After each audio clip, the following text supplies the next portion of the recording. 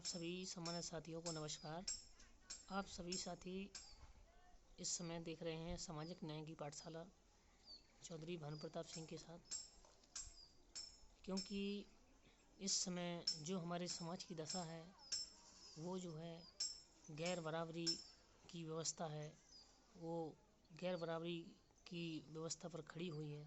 तो उसी के बीच में मानवर काशीराम साहब ने जो संघर्ष किए हैं, जो हमारे समाज के लिए, दलित, पिछड़ा, आदिवासी, ST माइनॉरिटी के लोगों के लिए, तो आइए मैं जो है ऐसे ही जो मानवर काशीराम साहब के साथ चलने वाले, कंधे से कंधे मिलाकर चलने वाले बुंदेलखंड के धरती से, उरई से जो मिशनरी साथी जो मानवर साहब के विचारों पर चले और उन्होंने मानवर साहब के साथ मिशन में काम किया और 3200 किलोमीटर साइकिल चलाई।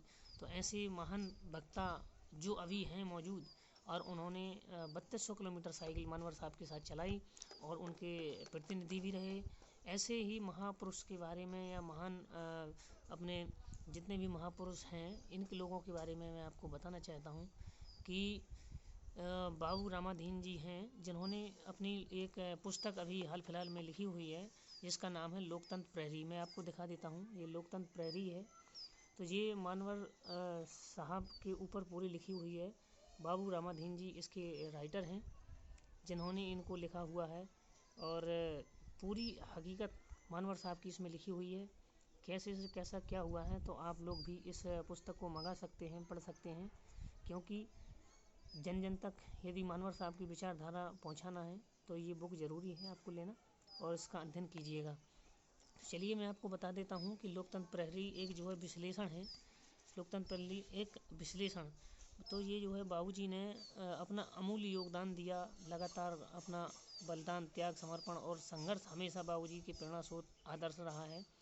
वाम सेक के गठन से समय से ही बाबूजी मानवर काशीराम साहब से जुड़े हुए थे, और जो है बाबूजी DAV degree college Orai Jalaun में लिपिक के पद पर कार्यरत थे, और इस वजह से उन्होंने वहाँ के कर्मचारियों से या वहाँ के प्रिंसिपल लोगों से तालमेल बिठा रखा था, तो उन्हें नौकरी में कोई दिक्कत नहीं हुई। और बाबूजी लगातार लोकतंत्र को कामयाब कैसे बनाया जाए, जो मानवर साहब की विचारधारा थी उस पर काम किए, और उन्होंने प्रस्तुत रचना की कि लोकतंत्र प्रहरी मानवर काशीराम साहब एक विश्लेषण।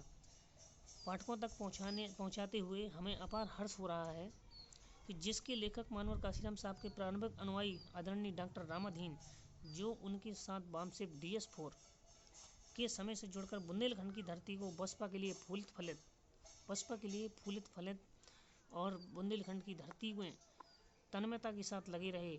1991 में उत्तर प्रदेश की संसदीय सीट इटावा से मानवर साहब काशीराम साहब उपचुनाव लड़े, तो डॉक्टर बाबू रामाधीन जी को ही काशीराम जी के उपचुनाव अभिकर्ता बनाया गया था। चुनाव जीतने के बाद इनको ही सांसद प्रतिनिधि बनाया, जिसकी छाया प्रति भी इसमें संलग्न है।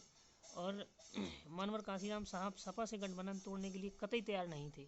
जो लोग कहते हैं कि सपा से गठबंधन मानवर साहब ने कैसे तोड़ा, तो उसके लिए बिल्कुल तैयार नहीं थे। उसमें ये सब जो है भाजपा का बना बनाया ढांचा था। उनके हृदयघात पड़ने के समय भाजपा ने अपने 177 विधायकों का समर्थन करा के मायावती जी को मुख्यमंत्री बनाने के लिए तैयार कर लिया था। तो भाजपा और RSS का मकसद आने वाले 1996 के लोकसभा चुनाव में मानवर काशीराम साहब को प्रधानमंत्री बनने से रोकना था। इसके बाद उन्होंने भाजपा 2 जून 1995 को सपा बसपा गठबंधन तोड़ने में कामयाब हुई। जो इनका गठबंधन टूटा सपा और बसपा का 2 जून 1995 को, ये जो है RSS या BJP के लोगों ने तोड़ने का काम किया।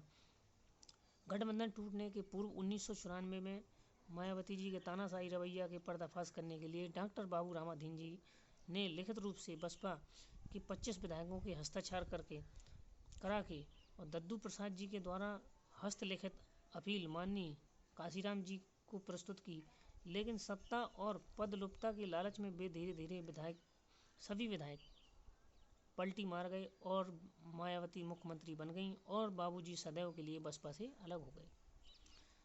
तो ये बाबूजी की दर्द भरी कहानी है। यही कारण है कि काशीराम जी के जीते जी आदरणीय दद्दू प्रसाद जी को भी 2 बार पार्टी से मायावती जी ने निलंबित किया, किंतु काशीराम साहब के ने दोनों बार उनको बहाल किया।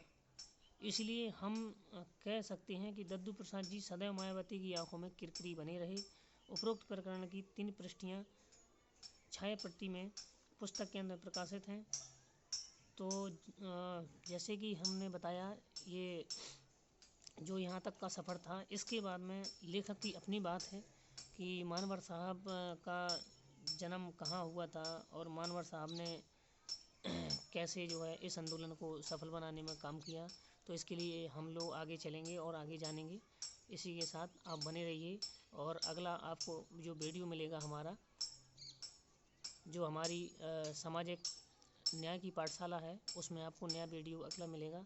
इसके लिए आप सभी से अभी विदा मांगते हैं। जय हिंद, जय भारत, जय भीम, नमो बुद्धाय, जय संविधान।